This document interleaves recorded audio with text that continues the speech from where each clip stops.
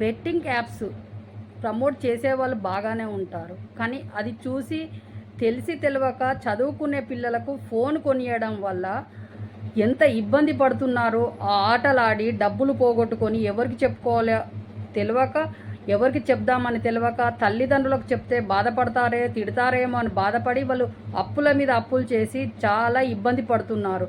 అలాగే loan app నుంచి డబ్బులు తీసుకోవడము, ఈ బెట్టింగ్ యాప్లలో పెట్టి ఆడము, ఇలా డబ్బులు మీద డబ్బులు పోగొట్టుకొని లక్షలలో అప్పులయ్యి ఎవరికి చెప్పలేక వాళ్ళు ఉరిపేసుకొని చావడము, విషం తాగి చావడం చేస్తున్నారు. అలా చేయడం వల్ల ఎవరికి నష్టం? తల్లిదండ్రులకు. కాబట్టి మీరు ఆడమని ఎవరు చెప్తున్నారు మీకు?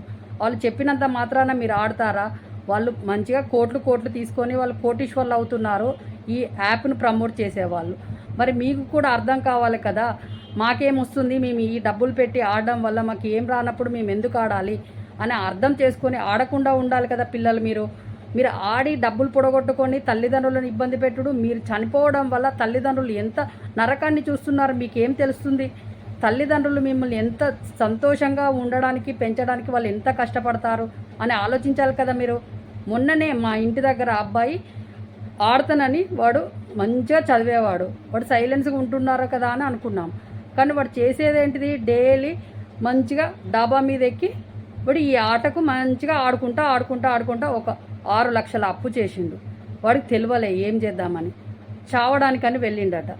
వెళ్ళిన తర్వాత వాళ్ళ అమ్మ గుర్తు వచ్చి ఇంటికి వచ్చి ఏడుస్తూ ఉంటే ఏమైంది అని అంటే, వాళ్ళ అమ్మ అడిగితే, అమ్మ నాకు ఇట్లయింది అని అంటే ఆమె బాగా ఏడ్చి, అట్లా ఎందుకు చేసినావు బిడ్డ అని ఆ అప్పు కట్టింది. ఉన్నాయి డబ్బులు కాబట్టి కట్టింది. లేని వాళ్ళ సంగతి ఏంటి?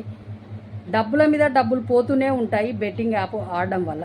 కాబట్టి మీకు అర్థం చేసుకొని ఈ ఆట ఆడకుండా మీరు చక్కగా చదువుకొని మంచిగా పెట్టింది తిని హాయిగా ఉండాలని అనుకోవాలి కదా పిల్లలు. మీరు అలా అనుకోకుండా ఈ ఆటలకు ఎందుకు ఎగబడుతున్నారు?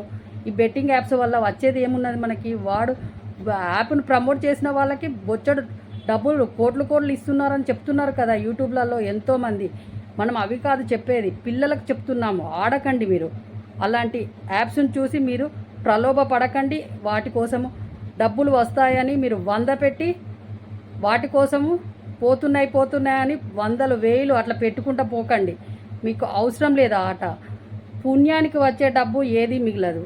కాబట్టి కష్టపడితేనే వస్తుంది. కష్టపడ్డ డబ్బు ఎప్పటికైనా మనదవుతుంది.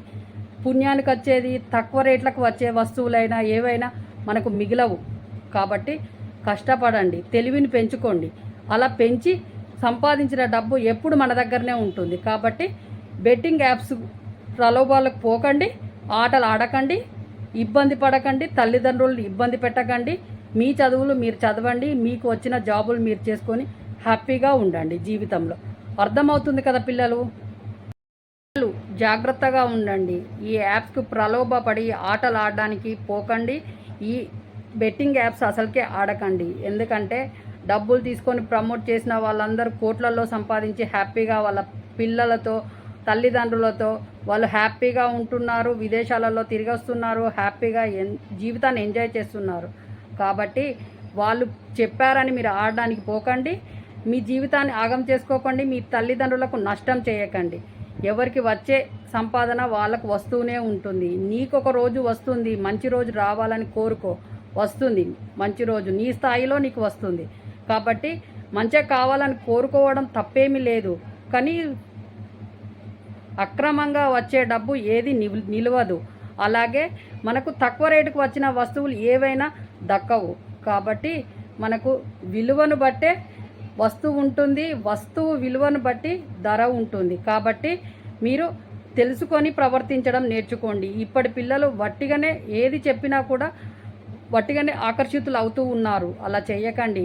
అబ్బాయిలైనా అమ్మాయిలైనా డబ్బులు పోతే మళ్ళీ రావు. డబ్బులను కాపాడడం నేర్చుకోండి. ఎందుకంటే కరోనా టైంలో డబ్బు విలువ తెలిసింది, మనుషుల విలువ కూడా తెలిసింది. డబ్బు ఉన్నవాడే బతుకుతాడు, డబ్బు లేనివాడు ప్రాణం పోవాల్సిందే అని చూసాం కదా, ఎంతోమంది ప్రాణాలు పోయినాయి కదా. కాబట్టి డబ్బును కాపాడుకోవడం నేర్చుకోండి. ఇలాంటి ఆటలు ఆడకండి. మీ తల్లిదండ్రులను బాధ పెట్టకండి. తల్లిదండ్రుల సంతోషాన్ని మీరు కోరుకుంటే మీకు కొండంత ధైర్యంగా తల్లిదండ్రులు ఉంటారు. వాళ్ళ సంతోషాన్ని వదులుకోనైనా మిమ్మల్ని సంతోషంగా ఉంచడానికి తల్లిదండ్రులు ఎప్పుడు తాపత్రయపడుతూ ఉంటారు, ఎవరి తల్లిదండ్రులైనా. కాబట్టి తల్లిదండ్రులు చెప్పిన మాట వినండి, మంచిగా చదువుకోండి, మంచి జాబులు తెచ్చుకోండి, మంచిగా బిజినెస్లు చేసుకోండి, మంచిగా సంపాదించి హ్యాపీగా ఉండండి. అర్థమవుతుంది కదా పిల్లలు? కాబట్టి నెక్స్ట్ మంచి వీడియోతో మీ ముందుకు వస్తాము. అంతవరకు మన ఛానల్ని ఫాలో కండి, ఛానల్కి సబ్స్క్రైబ్ చేయండి, లైక్ చేయండి, షేర్ చేయండి. ఎందుకంటే మంచి మంచి వీడియోలు వస్తూ ఉంటాయి. కాబట్టి మీరు సపోర్ట్ చేయాల్సిన అవసరం ఉంది ఈ ఛానల్కు. కాబట్టి సపోర్ట్ చేయండి. మీ చేతిలోనే మీ ఆరోగ్యం ఉంది. నా సబ్స్క్రైబర్లు పూర్తి ఆరోగ్యవంతులు.